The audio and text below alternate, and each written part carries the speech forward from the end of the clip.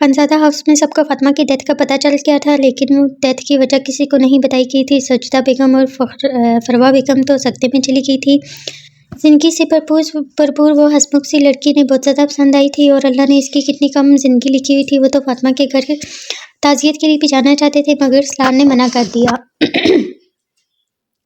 और वहाँ से उठकर चला गया। मतलब अभी तक वो नहीं आई थी, इसने नागवारी से कहा और उठ के अंदर अपने कमरे की तरफ बढ़ गया। अभी वो बहुत गहरे सदमे में है, बेहतर होगा इसे कोई परेशान न करे, आदम ने संजीदगी से कहा और चारों तरफ नज़र दौड़ाई। अम्मी ज़रिश कहाँ है? आदम ने फरवा बेगम से पूछा तो उन्होंने अपनी नज़रें चुरा ली। मतलब अभी तक वो नहीं आई, इसने नगवारी से पूछा और उठ के बाहर चला गया। अभी वो रूम में आया ही था कि जीजा दरवाज़ा धड़ाम से खोलकर इसके कमरे में आई, और इसने अपनी नज़र मोबाइल से हटाकर इसको देखा, जो रात के 12 बजे बिना किसी का लिहाज किए इसके कमरे में आई थी। जीजा अपने रूम में जाओ भी, इसने नरमी से इसे कहा वहाँ से जाने के लिए, मगर वो ढीठ बनकर इसे देखती रही। सलार को इसकी नज़रों पर गुस्सा आया था। क्यों आई हो? इसने नगवारी से पूछा।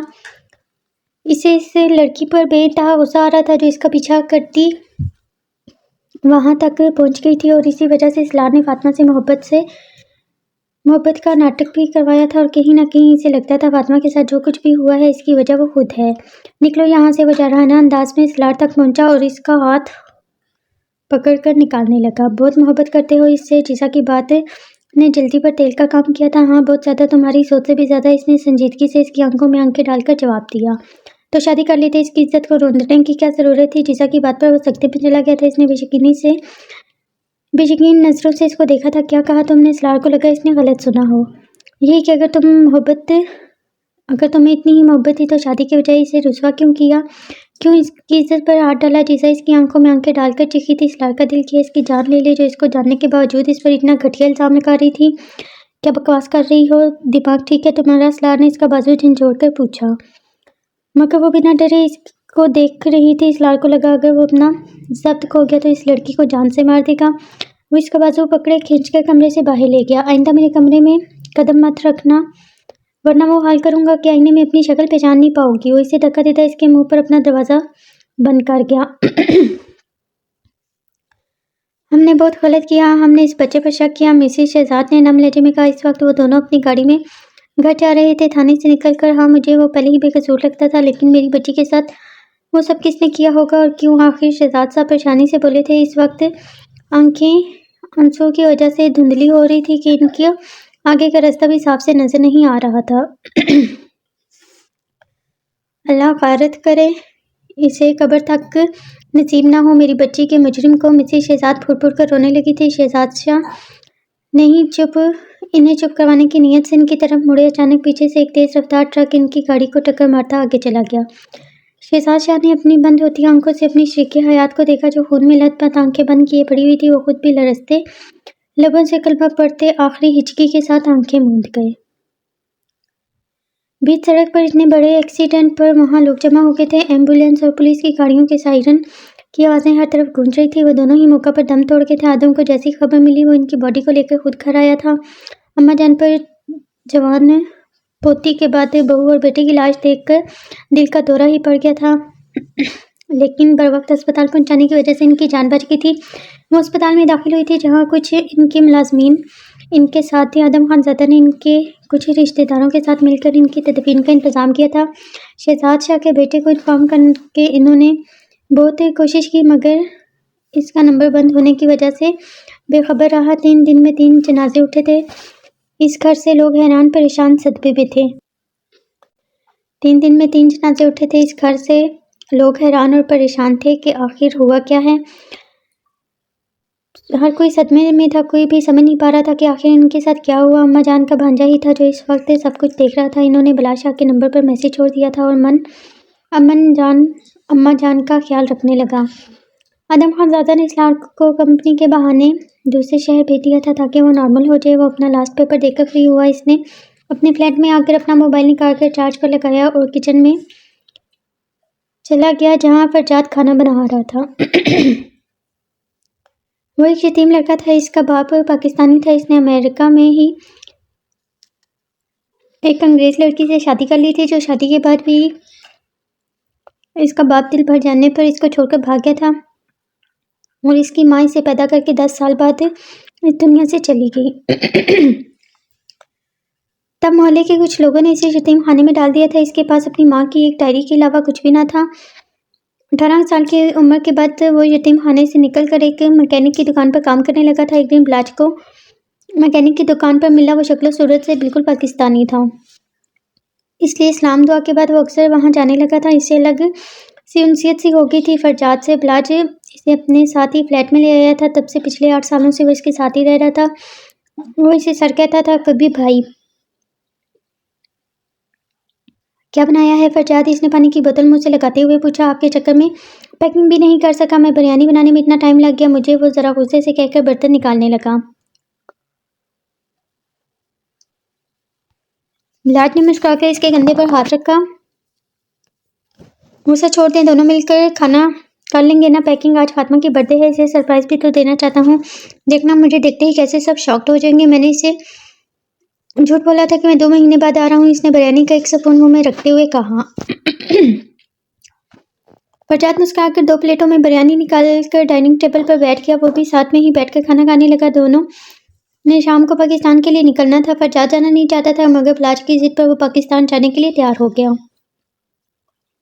वो अपने बाप को भी नहीं तलाश करना चाहता था, मगर इसने ये बात ब्लाज को नहीं बताई थी।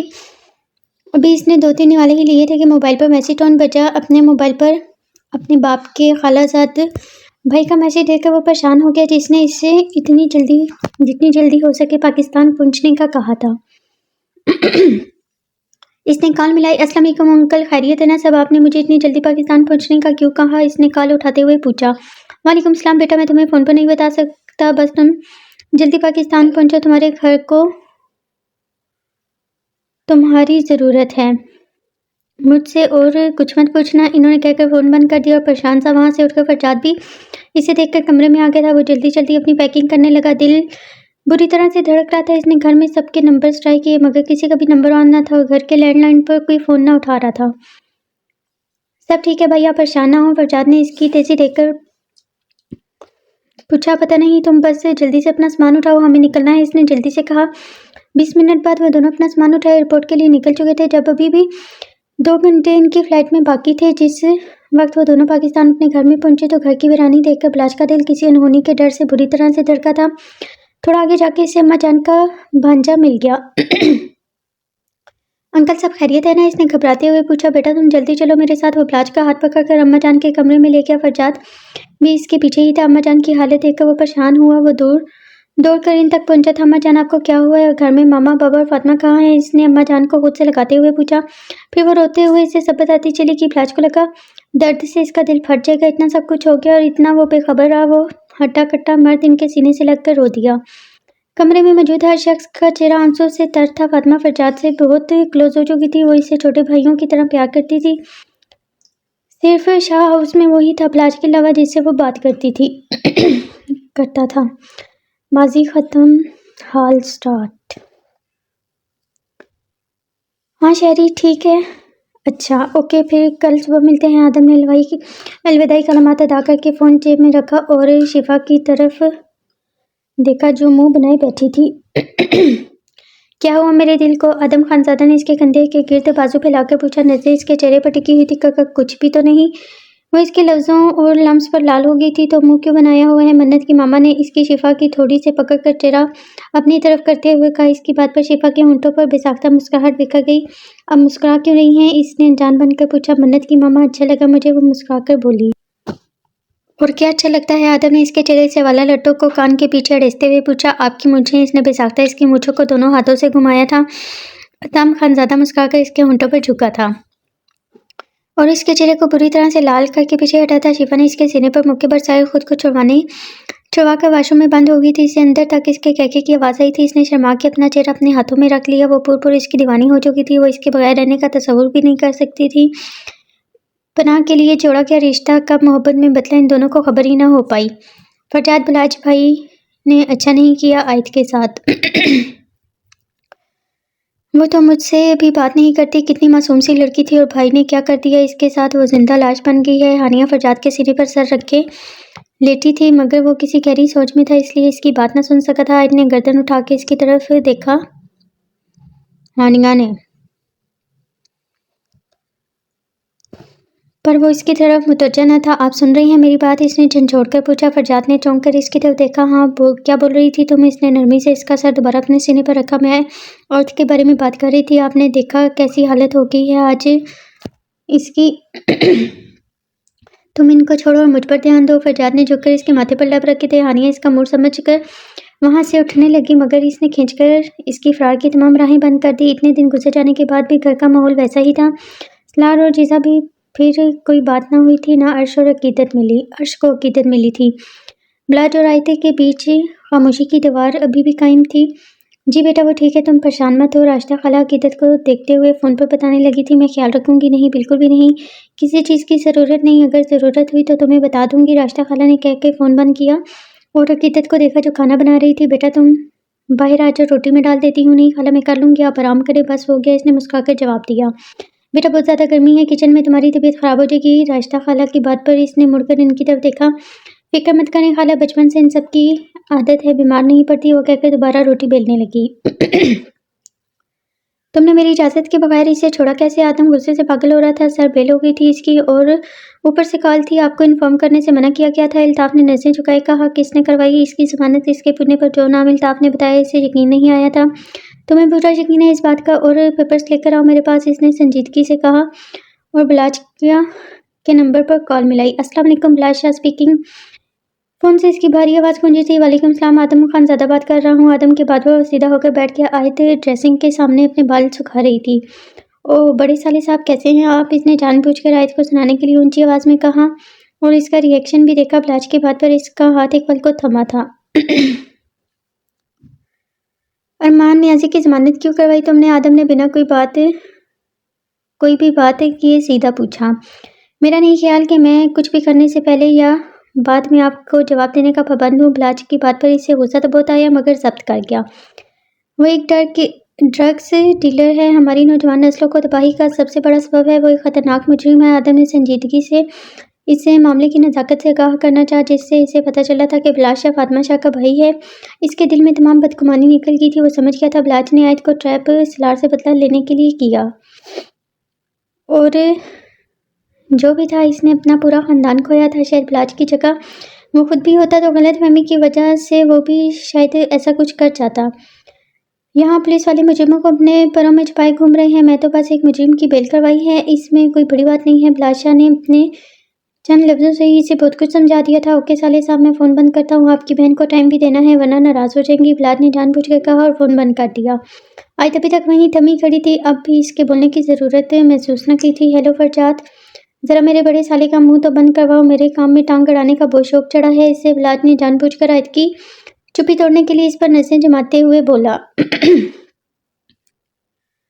महीना गुजर जाने के बाद भी उसके साथ बोल नहीं रही थी। अब तो बिलाज का सबर जवाब दे गया था। आई तो गुस्से से इसकी तरफ बढ़ी थी और इसका गिरेबान पकड़ लिया। आपकी हिम्मत भी कैसे हुई मेरे भाई के बारे में ऐसा बोलने की? मैं जान से मार दूंगी आपको। वो इंतहाई गुस्से में इसके सर पर खड़ी सुर्ख आंखों से इसको घूर रही थी। बिलाज शाह को लगा इसके कानों को बरसों बाद सुकून मिला हो। आखिर वो इसे बोलने पर मजबूर कर ही क्या था। वो यकटक इसे देखने लगा। आज ने इसकी खामोशी पर इसको छोड़कर इसका मोबाइल उठाना चाहा। बिलाज होश में आता इसे घुमाकर बेड पर लिटा गया और मोबाइल दूर फेंक दिया और पुरशौक नजरों से इसको देखने लगा था। वो इसके बहुत नज़दीक होकर इससे देख रहा था। आयत को इसकी गर्म सांसें अपने चेहरे पे महसूस होने लगी। छोड़े मुझे, आयत का गुस्से के मारे खून खोल रहा था। वो इसके पूरे ख़ानदान के सामने रुसवा कर चुका था और अब इसके सामने बैठकर इसके भाई को मारने की धमकी दे रहा था। आंसू नचाते हुए भी निकलकर इसके गालों पर बहने लगे।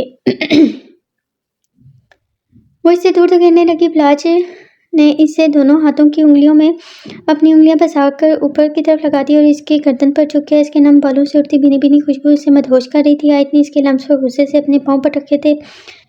वो अपनी तलब पूरी करके इससे दूर हुआ था। आयत ने इसके सीने पर हाथ रख के दूर धकेला और वहां से उठकर जाने लगी। रिलैक्स जाना में इसने आयत का हाथ थमना चाहा, मगर वो बेड से उतरकर दूर जा खड़ी हुई थी। आइंदा मेरे भाइयों से दूर रहना वरना मैं आपको जान से मार दूंगी। वो बिलाज को नफरत से देखकर फट पड़ी थी। बार बार अपने भाइयों की गर्दान बिलाज का खून खोल उठा था। वो 2 कदम का फासला तय करता इसके सर पर पहुंचकर इसका गाल अपने हाथों में दबोच चुका था। तुम अपने इस घटिया तुम अपने इन घटिया भाइयों की वजह से मुझे जान से मारोगी। वो इसका मुंह सख्ती से जकड़े हुए पूछने लगा था। घटिया आप हो, इस वजह से घटिया तरीके से मुझसे शादी की। वो बिना डरे इसकी आंखों में आंखें डालकर बोली थी, अगर तुम्हारे भाई जितना घटिया हरकत पर उतर आता ना तो तुम मेरे सामने नजर मिलाकर खड़ी नहीं होती। वो सर्द लहजे में बोलकर इसका गाल छोड़कर दूर हो गया। तुम भी घटिया, मुझे तुम्हारे साथ नहीं रहना, मुझे अभी के अभी तलाक दो। वो इसका गिरबान पीछे से जकड़ती इससे तैश दिला गई थी। पलाज ने इतनी ही तेजी से मुड़कर अपने हाथ का जोरदार थप्पड़ इसके गाल पर मारा था। इसका तलाक मांगना और अपने भाइयों की वजह से इसे घटिया कहना इसे जलते अंगारों पर ही तो लुटा गया था। आयत अपने गाल पर हाथ रख के बेयकीनी से इसे देखने लगी थी। एक बार पहले भी इसकी वजह से इसके भाई ने जिंदगी में पहली बार इस पर थप्पड़ मारा था और आज इसने थप्पड़ मारा। आई एम सॉरी, मैं तुम्हें मारना नहीं चाहता था। पलाश शर्मिंदगी से इसकी तरफ बढ़ने लगा। वो इसे तकलीफ नहीं देना चाहता था क्योंकि जो भी हुआ इसमें आयत का कोई कसूर नहीं था। हाथ मत लगाना मुझे, वरना मैं खुद को खत्म कर दूंगी। वो इसका हाथ झटकती चिल्लाई थी। पलाश ने बेबसी से इसकी तरफ देखा जिसका गाल इसकी उंगलियों के निशान वहाँ से नजर आ रहे थे। वो उसकी कंडीशन समझ रहा था, मगर वो आयत के मुंह से तलाक लफ्ज बर्दाश्त न कर पाया था। आयत मेरी बात सुनो, मेरी नजरों से दूर हो जाए। मैं आपकी शक्ल नहीं देखना चाहती, नफरत करती हूँ मैं आपसे। नफरत?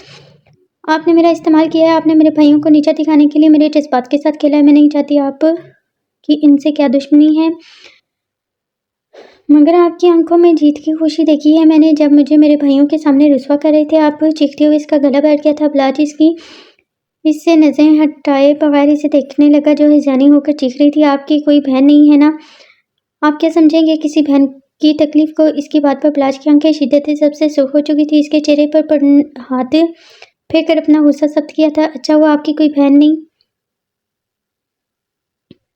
आप इस काबिल हैं ही नहीं। ब्लाज ने सख्ती से इसका मुंह दबोचा था। बस एक लफ्ज और नहीं, वरना मैं भूल जाऊंगा कि तुम मेरे दिल में रहती हो। वो नगवारी से कहकर इसको धकेलता बाहर निकल गया था। कहाँ जा रही हो तुम? फरवा बेगम ने जिजा से सख्ती से पूछा जो अपना बैग उठाए दबे पांव घर से निकल रही थी। यूं पकड़े जाने पर वो सख्त बदमजा हुई।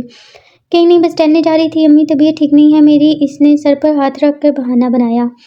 टहलना ही है तो अपने शोर के साथ जाओ। अपने अब अकेले मर्दों के तरह घूमना फिरना छोड़ दो। अब शादीशुदा हो, इस बात को ज़हन में रखा करो। फरवा बेगम ने संजीदगी से कहकर इसे अंदर जाने का इशारा किया। मगर अम्मी मुझे कुछ नहीं सुनना। शाफत से अंदर जाओ, रात होने वाली है और तुम मुंह उठाए बाहर जा रही हो। फरवा बेगम ने सख्ती से कहा तो वो मुंह बनाती अंदर चली गई। कमरे में जाकर इसने बैग और दुपट्टा बिना देखे बेड पर फेंक दिया जो सीधे स्लार के मुंह पर लगा।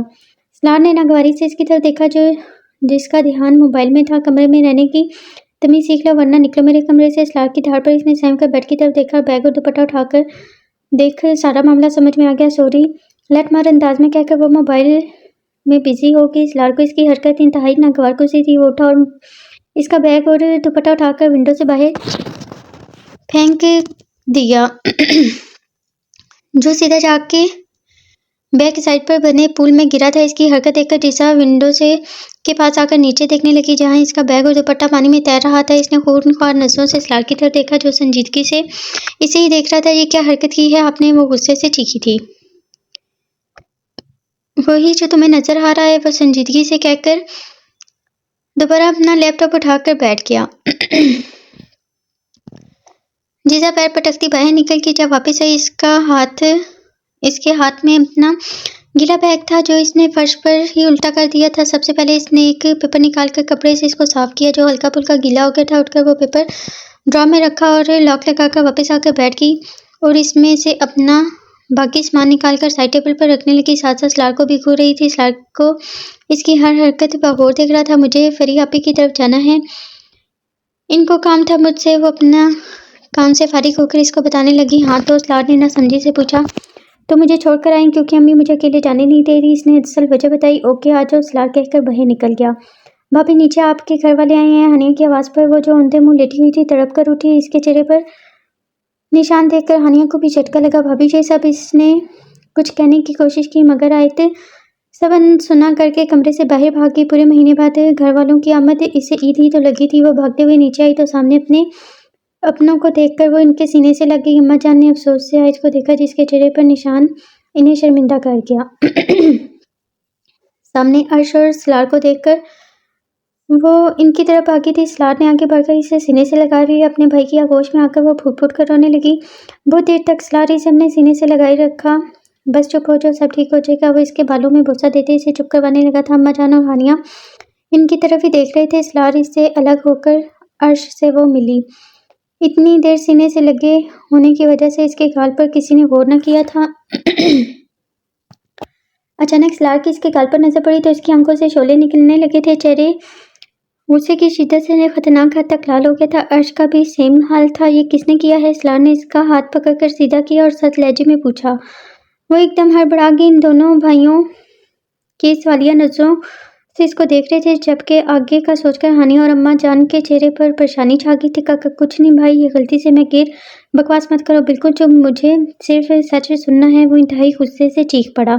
आज ने घबराकर अम्मा जान को देखा जो नफी में सर हिला रही थी। जो भी था आखिर इनका पोता था, वो कैसे अपने पोते के खिलाफ कुछ भी होता देख सकती थी। किसी ने कुछ भी नहीं किया भाई, इसने नजरें झुकाए जवाब दिया।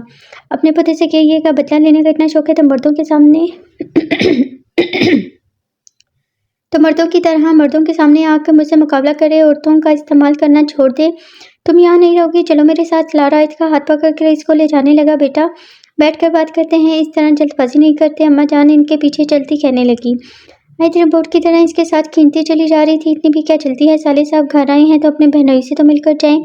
ब्लाज शाह ब्लैक शलवार कमीज पहने दरवाजे से अपनी पूरी शान से इंटर हुआ था। फरजाद भी इसके साथ ही था।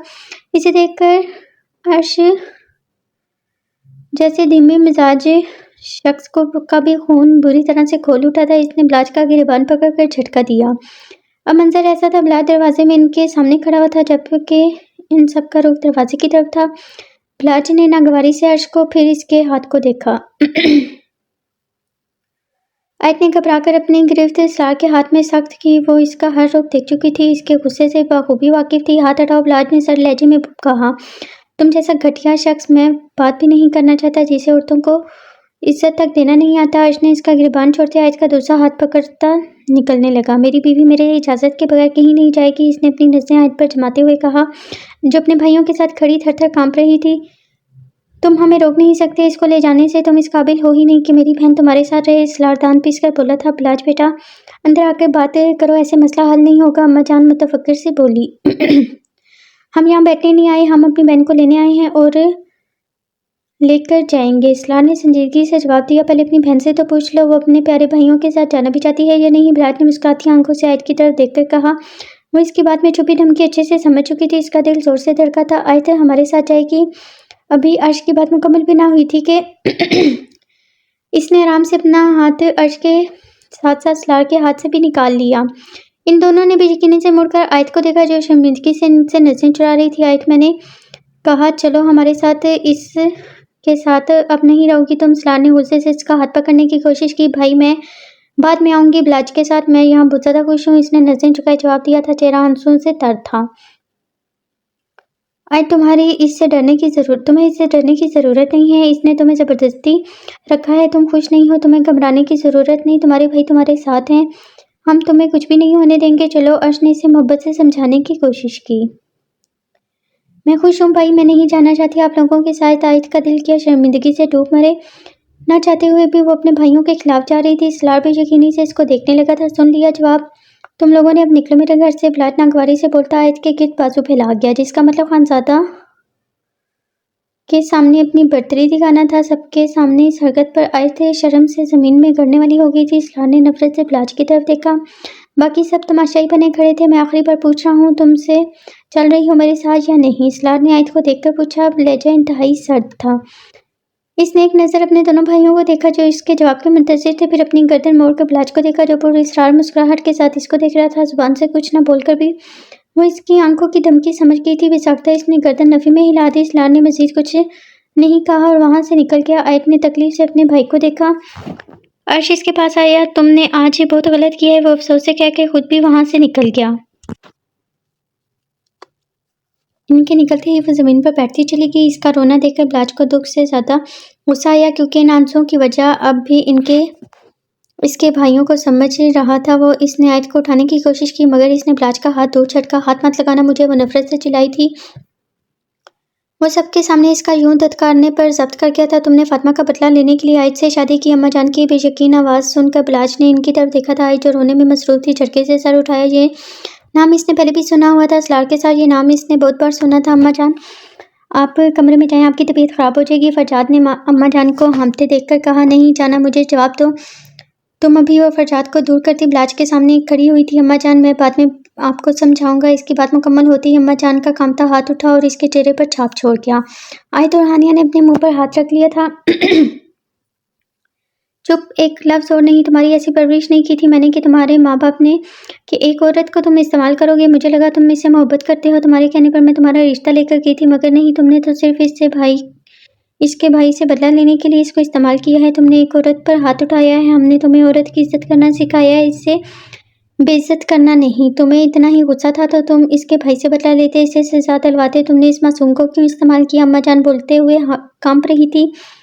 आयत सख्ते की हालत में सब सुन रही थी। आखिर किस बात के बदले की बात कर रहे थे वो लोग? क्या किया था इसके भाई ने? इसने बिलाज के जब्त से सुख पड़ते चेहरे को देखा था। जो अब जवाब दो मुझे। अम्मा जान गुस्से से चीखी थी। आप इस गाली को सजा दिलवाने की बात कर रही हैं, जिसका अपना भाई इसकी पुश्त पनाही करता है। इसने सलार खानजादा के खिलाफ कोई सबूत नहीं रखा, ना मुझे इन सबूतों की ज़रूरत है। और वैसे भी मैं इसे इतनी आसान सज़ा देना नहीं चाहता था। अगर मैं इसे जान से मार देता तो इसके साथ इसकी तकलीफ़ ख़त्म हो जाती। अगर जेल करवाता तो वो कुछ ही दिनों या कुछ सालों बाद बाहर आ जाता। मैं तो इसे ऐसा नहीं चाहता था। मैं इसे ऐसी तकलीफ़ देना चाहता था जो पल पल मारे। इसलिए मैंने इसकी बहन को इस्तेमाल किया है। इन खानजादों की जान बचती है अपनी बहनों में, इसलिए मैंने इसी जान को कैद कर लिया है। वो इनको फड़फड़ाता देखकर सुकून मुझे मिला है, मैं बता नहीं सकता। इसके चेहरे पर मौजूद सफाकी देखकर सभी शॉक्ड होके थे। एक फरजाद ही था जो इसके हर अमल से वाकिफ था। आपको क्या लगा था इससे मुझे मोहब्बत होगी, जिसके भाई ने मेरी बहन की इज्जत रोन कर इसका बेरहमी से कत्ल कर दिया था? इसने हकारत से आयत की तरफ देखा। इन नज़रों में मौजूद नफरत और हकारत इसे ज़मीन में गाड़ की थी। सोच भी कैसे लिया आपने? इसके साथ साथ इसके पूरे ख़ानदान से नफरत करता हूँ मैं, और इसके भाई के लिए इसके भाई के किए की सज़ा ये भुगतेगी। इसने अगर यहाँ वापस जाने के बारे में सोचा भी तो इससे पहले इसके भाइयों की लाशें घर पहुँचेंगी। आयत सुन होते दिमाग के साथ इसकी नफरत भरे अल्फाज बर्दाश्त कर रही थी। इसके लफ्ज़ों ने तो आयत को हिलने के काबिल भी ना छोड़ा था। वो इसके भाइयों पर ऐसा इल्ज़ाम कैसे लगा सकता था?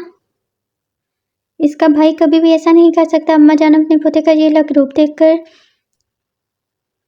सजदे में जा चुकी थी। आयतें लड़खड़ाते कदमों के साथ उठी और इसके सामने जा खड़ी हुई। मेरे भाई ने कुछ भी नहीं किया। वो इसके सामने अपने भाई का दिफा करने लगी थी। Shut up, just shut up. वो इतने ज़ोर से दौड़ा कि इसकी आवाज़ पूरे शाह मेंशन में गूंजी थी। आयत की चीख निकली थी।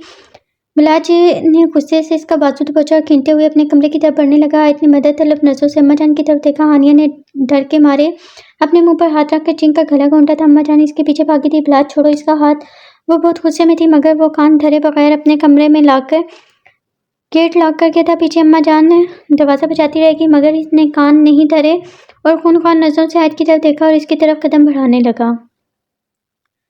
वो इसके बढ़ते कदमों को देखकर फर्श पर ही पीछे खिसकने लगी थी, मगर पीछे दीवार ने इसको रोक दिया था। वो खौफजदा नजरों से इसको देखने लगी। वो एक घुटना फोल्ड करके ज़मीन पर बैठा और इसका चेहरा ऊपर उठाया। क्या कहा तुमने? तुम्हारा भाई बेकसूर है। इसका लहजा दर्द से चूर था। आयत ने अपनी नज़रें उठाकर इसको देखा, जो सुर्ख आंखों से इसको देख रहा था। मामा, मेरे भाई किसी के साथ ऐसा नहीं कर सकते, वो अटकते हुए बोली थी। बिलाज ने इसके बाल सख्ती से अपनी मुट्ठी में दबोचे।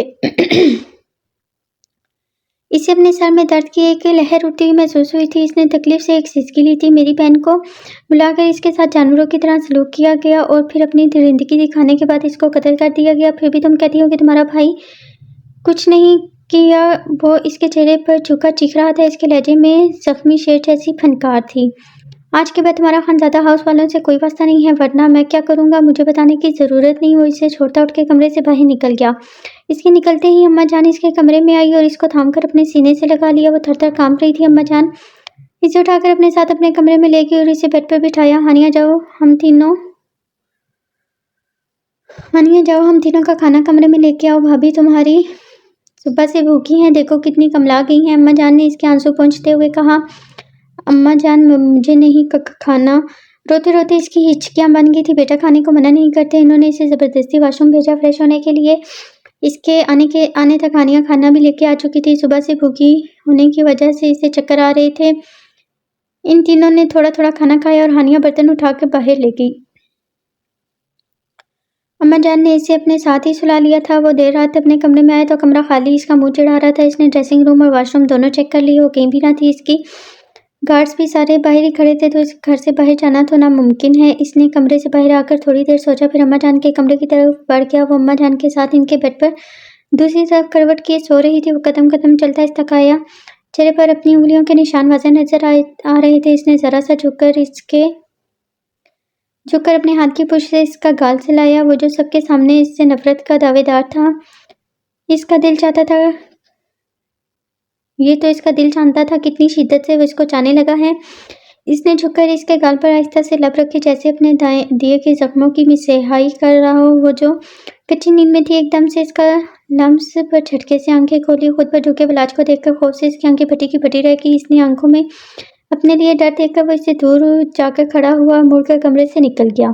आज ने जल्दी से उठकर दरवाज़ा अच्छे से लॉक कर लिया। इसका डर इस कदर हावी हो गया था कि वो इसकी मौजूदगी में इसका सांस लेना भी दुश्वार हो गया था। अच्छे से तसल्ली करके वो अपनी जगह पर आके आंखें मूंद गई। विलाज अपने कमरे से इसके लिए फर्स्ट एड बॉक्स लेने गया था। वापसी पर दरवाज़ा न खुलने पर अंदर तक जल भुन गया था। इसने नॉक करना मुनासिब नहीं समझा और वापस अपने कमरे में चला गया।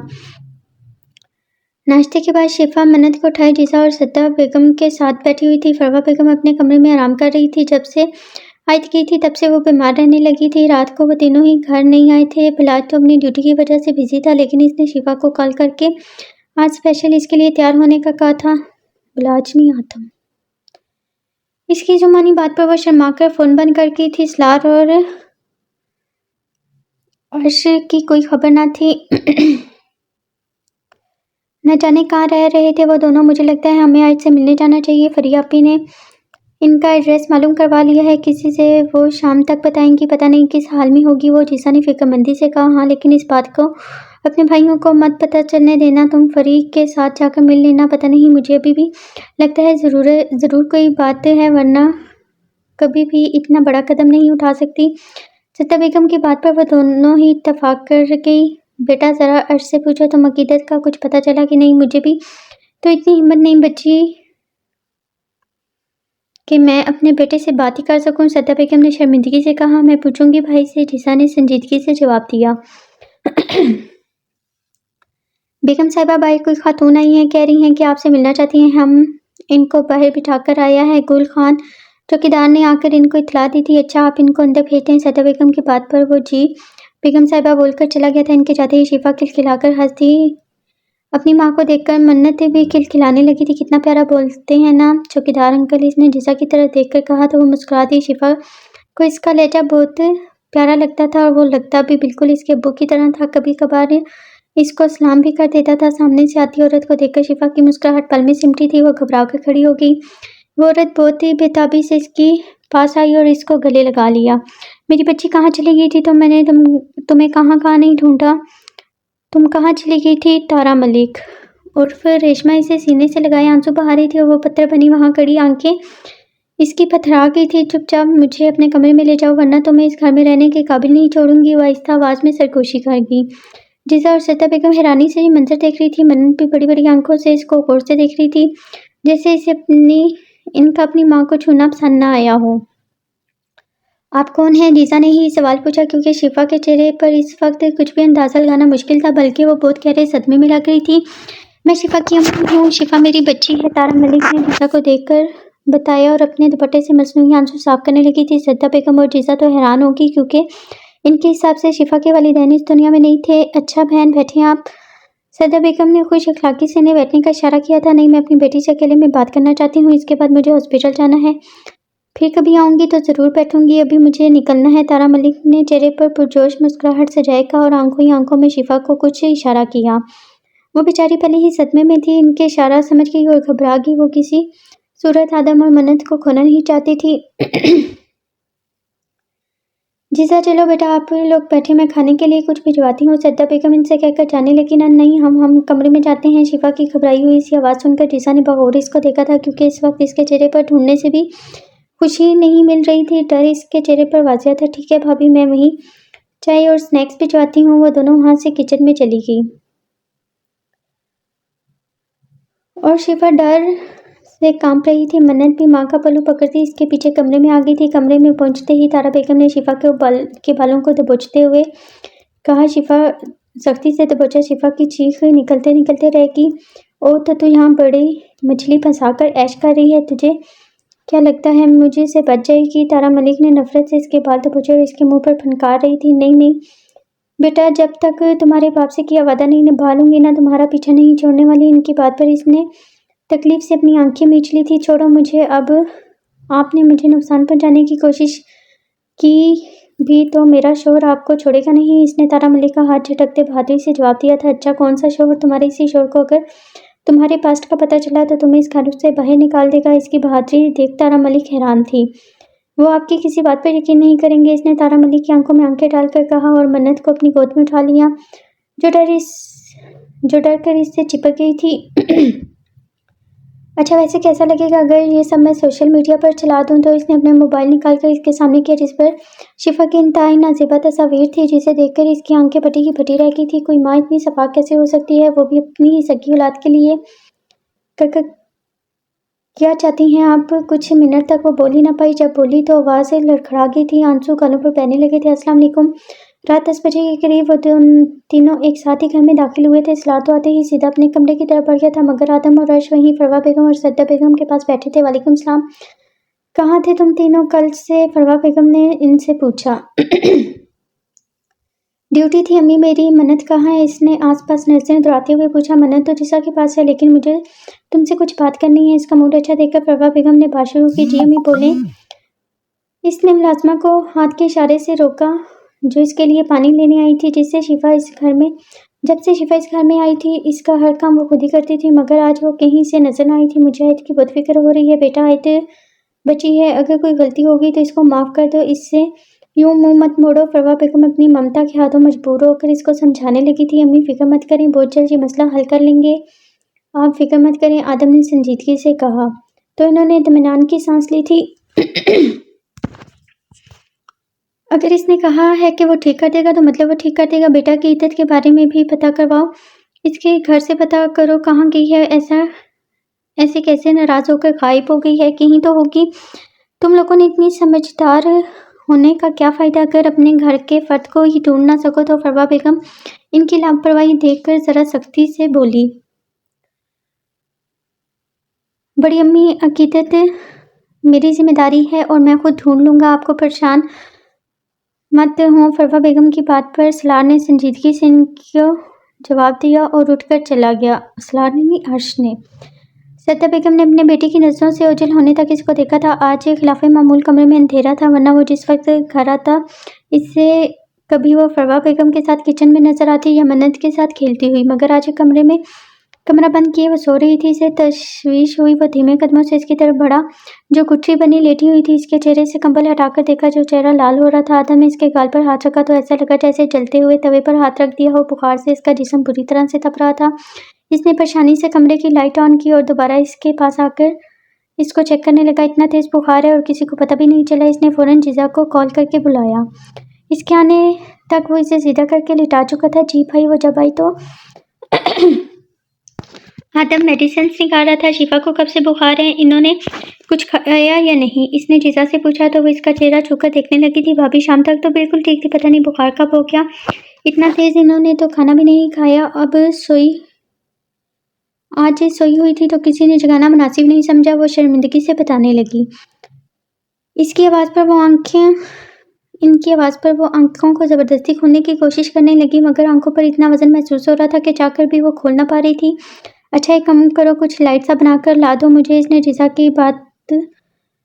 को बाहर भेजा और खुद इसके पास आकर इसको उठाने लगा। शिफा उठकर बैठी। इसने शिफा की कमर में हाथ डालकर सहारा देकर बिठाना चाहा मगर वो इसके कंधे पर निढाल सी सर रख गई। इसकी गर्म सांसें इसे अपनी गर्दन पर महसूस हुई थी। इसकी आंखें बंद थी। जीजा के आने पर वह थोड़ा इससे दूर हुआ था। वो ट्रे लाकर इसके सामने रख गई। भाई, कुछ और चाहिए? जीजा ने संजीदगी से पूछा। शिफा की हालत इसे बहुत कुछ सोचने पर मजबूर कर रही थी। नहीं बेटा, और कुछ भी नहीं चाहिए। मन्नत कहाँ है? आदम ने ट्रे अपने पास रखते हुए पूछा। मन्नत अम्मी के पास है। जीजा ने संजीदगी से जवाब दिया। ठीक है, तुम भी जाकर आराम करो। आदम के कहने पर वो जाते हुए कमरे का दरवाज़ा भी बंद कर गई। शिफा उठे, पहले मेडिसिन ले लें। इसने इसका गाल थपथपाया। इसने अपनी जलती आंखें खोलने की कोशिश की मगर नाकाम। आदम ने इसे पहले थोड़ा सा सूप पिलाया जो इसने बहुत मुश्किल से हलक से उतारा और मुंह मोड़ गई। अच्छा बस ये टैबलेट खाएं और कुछ नहीं। आदम ने टैबलेट इसके मुंह में रखकर पानी का ग्लास इसके मुंह के साथ लगाया। इससे पानी पिलाकर आदम ने ग्लास साइड पर रखा और इसे लिटाकर अच्छे से कंबल डालकर उठ गया। आदम ने जल्दी से अपना यूनिफॉर्म चेंज किया और वापस आकर बेड पर इसे अपने बाजों में लिटाकर आंखें मूंद गया। क्या क्या ख्वाहिश लेकर वो घर लौटा था, मगर शिफा की तबीयत ने इसकी ख्वाहिशात पर पानी डाल दिया था। मगर इसे दुख अपनी रात बर्बाद होने से ज़्यादा अपनी मासूम बीवी की बीमारी का था। मुझे आप चाहिए हो, बस आपके साथ रहना है। वो गंदी है बहुत। वो नींद में इसके सीने से लगी हल्की हल्की बुड़बुड़ा रही थी। आदम ने चौंक कर इसकी तरफ देखा। पता नहीं वो इतनी इनसिक्योर क्यों थी अपने और इसके रिश्ते को लेकर। वो हमेशा यही एक बात कहती थी, मुझे आपके साथ रहना है। इसे क्यों लगता था वो इसको छोड़ देगा?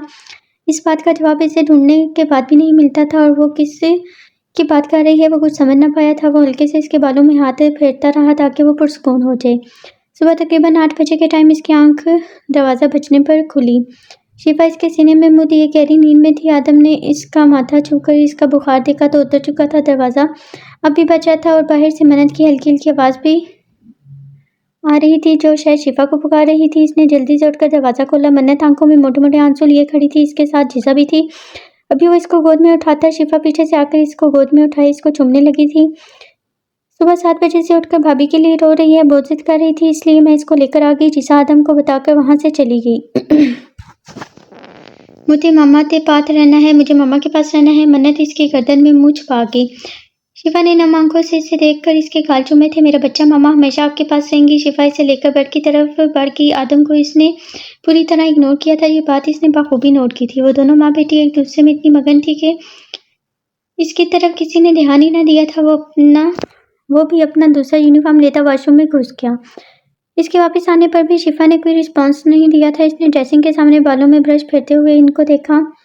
इसकी बेटी तो माँ के मिलने पर बाप को भी भूल गई थी। इसने जोर से ब्रश टेबल पर रखा। इन दोनों ने ही चौंक कर इसकी तरफ देखा जो इन दोनों को मिरर से ही घूरे जा रहा था। आप रुके, मैं नाश्ता लेकर आती हूँ। वो हड़बड़ा कर उठी थी। नहीं मेहरबानी, आपकी अपनी बेटी के साथ मसरूफ़ रहें, मैं अपना नाश्ता खुद कर लूँगा। आदम मुँह बनाता बाहर निकल गया। पहली बार वो अपनी बेटी से जेलस हुआ था। इसके जाने के बाद वो खुद तैयार होती मन्नत को तैयार करती बाहर निकल आई जहाँ सब घर वाले बैठे हुए थे।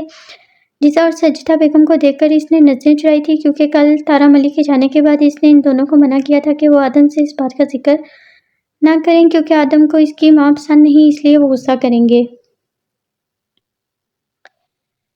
इसकी बात पर दोनों ने ही हामी भर ली थी क्योंकि शिफा के चेहरे से ही लग रहा था कि वो बहुत डरी हुई है। इन्होंने तारा मलिक के डर को आदम का डर समझा था, इसीलिए इन्होंने भी इस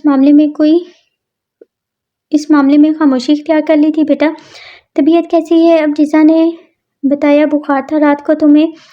अम्मी ने इसे देखकर फिक्रमंदी से पूछा था। जी अम्मी, अभी मैं बिल्कुल ठीक हूँ, इसने नजरें झुकाए जवाब दिया था। मन्नत इसकी गोद से उतरकर गार्डन में जा चुकी थी। सुबह से ही इसकी तबीयत ज़्यादा ख़राब थी।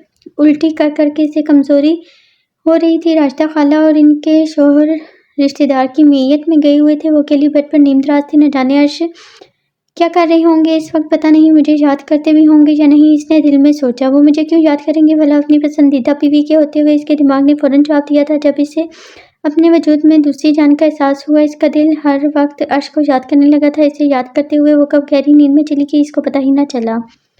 रात का तीसरा पहर था जब सिगरेट की अजीब सी स्मेल से इसे अपना दम घुटता हुआ महसूस हुआ। जब सांस लेना मुश्किल हुआ तो इसने झट से अपनी आंखें खोली, मगर धुएं की वजह से इसे कुछ नजर ना आया था। हाथ बढ़ाकर इसने लैंप ऑन करने की कोशिश की, मगर अपने हाथ किसी की गिरफ्त में महसूस करके इसकी चीख निकली थी, जिसे अर्श ने हाथ रख कर रोका था। अंधेरे में भी इसकी आंखें पटी की पटी रह गई थी। इसकी किलोन की खुशबू वो इसे पहचान चुकी थी। कैसी है मेरी प्यारी बीवी? वो इसके कान के पास झुका सरगोशी कर गया। इसकी गंभीर सी सरगोशी पर अकीदत को अपनी रीढ़ की हड्डी में सरसराहट से महसूस हुई थी। तो दूर हटे। इसने अर्श को दूर करने की कोशिश की, मगर वो किसी पहाड़ की तरह अपनी जगह से एक इंच भी ना हिला था। क्यों मेरी गुर्बत इतनी नागवार गुजर रही है? वो सर लहजे में बोलता इसके कान के लूप पर दांत काट गया था। अकीदत ने दर्द के मारे से इसके लिए बेसाख्ता आंखों से आंसू निकल आए थे। प्लीज़ मुझे सांस नहीं आ रही। इसने अपनी आंसू रोकते हुए कहा। अर्श ने इसके होंठों पर झुका और कतरा कतरा अपनी सांसें इसकी सांसों में ढेरने लगा था। अकीदत ने सख्ती से अपनी इसकी शर्ट भींची थी।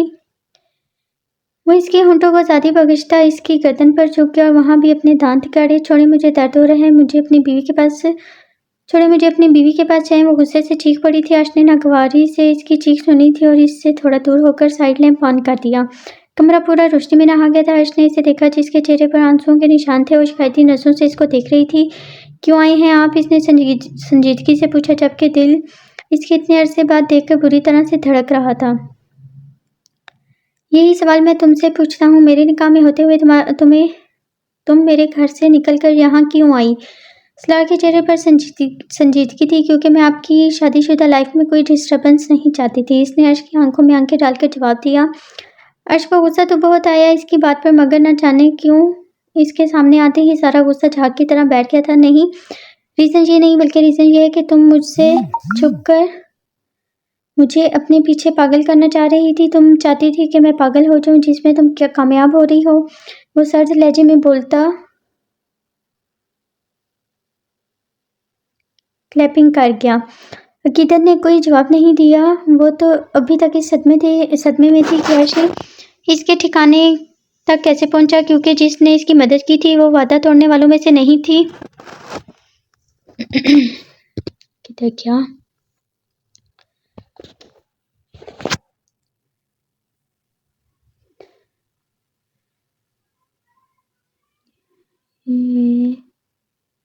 मिल गया जवाब। तो वो सख्ती से इसका बाजू दबोच गया था। बोलो, क्या चाहती थी तुम? तुम्हारी मोहब्बत में सड़कों की खाक छानता फिरूं या खुदकुशी कर लूं? वो निहायत संजीदगी से बोलता। नज़रें इसके चेहरे पर टिका गया। मैं ऐसा बिल्कुल नहीं चाहती थी। मैं इसलिए छोड़कर आई क्योंकि मैं सौतन बर्दाश्त नहीं कर सकती। मैं अपने शौक को किसी और के साथ बांटने की हिम्मत नहीं रखती थी। वो जब बोली तो लहजे में बेबसी थी, क्योंकि वो थकी थी। अपने अंदर सारी तकलीफ़ों को बर्दाश्त कर करके वो बिखर गई थी। जब से इसे अपने माँ बनने का पता चला था, वो दोहरी अज़ियत में मुब्तला थी। जब वो अकेली थी तब इसे सिर्फ अपनी फ़िक्र थी, मगर वो अपने बच्चे को बाप के होते हुए किसी और के दर पर दुनिया में नहीं लाना चाहती थी। मगर वो अपनी औलाद के लिए माँ और बाप दोनों की मोहब्बत चाहती थी, मगर इसमें हिम्मत ना थी कि वापस जाए और खानज़ादा हाउस अपनी मर्ज़ी से छोड़कर आई थी। वो तो ख्वाब में भी नहीं सोच सकती थी वो शख्स इसके लिए इतना परेशान होगा। इसे तो लगा था कि इसके जाने पर वो जश्न मनाएगा, मगर ये क्या, वो तो अर्श का दूसरा ही कोई रूप देख रही थी। ये वो अर्श तो ना था जो इसके होते हुए दूसरी शादी की बात कर रहा था। ये तो वो अर्श था जो इसकी मोहब्बत में पागल हो रहा था। वो ठीक से हैरान भी ना हो पाई थी कि जब अर्श ने इसकी कमर में हाथ डालकर इसको अपनी तरफ खींचा और ज़ोर से इसे अपने सीने में भींच लिया। बेहद बेकरारी थी इसके लम्स में। अपने दोनों बाजू इसके गिर्द सख्ती से बांध रखे थे। इसकी गिरफ्त इतनी सख्त थी कि अकीदत को अपनी सांस लेना मुश्किल लगा था। इसके